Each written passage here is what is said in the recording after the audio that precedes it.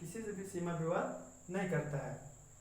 और दोस्तों हम लोग का एक नंबरीय सवाल और ये भी बन जाता है कि क्षेत्रफल की दृष्टि से सबसे बड़ा कौन सा है, कौन सा जिला है, क्षेत्रफल की दृष्टि से सबसे बड़ा कौन सा जिला है। तो उस समय आप लोग करिएगा दोस्तों पश्चिमी सिंहभूम। क्षेत्रफल की दृष्टि से सबसे बड़ा जिला कौन सा है, तो ये पश्चिमी सिंहभूम। अब सबसे बड़ा हम लोग जान गए दोस्तों, तो ये भी हम लोग को जानना फर्ज बनता है कि सबसे छोटा कौन सा है। सबसे बड़ा अगर पश्चिमी सिंहभूम है तो सबसे छोटा कौन सा है, तो सबसे छोटा अगर पूछ दिया जाए तो इसका राइट आंसर हो जाएगा रामगढ़ दोस्तों। तो झारखंड में क्षेत्रफल की दृष्टि से सबसे छोटा पूछा जाए तो रामगढ़ हो जाएगा, और बड़ा पूछा जाए तो पश्चिमी सिंहभूम हो जाएगा दोस्तों। तो इसमें कंफ्यूजन होने की जरूरत नहीं है। और हम लोग आज इतना देखें दोस्तों, अब उसके बाद नेक्स्ट वीडियो में हम लोग कल देखेंगे और क्या क्या है इसे।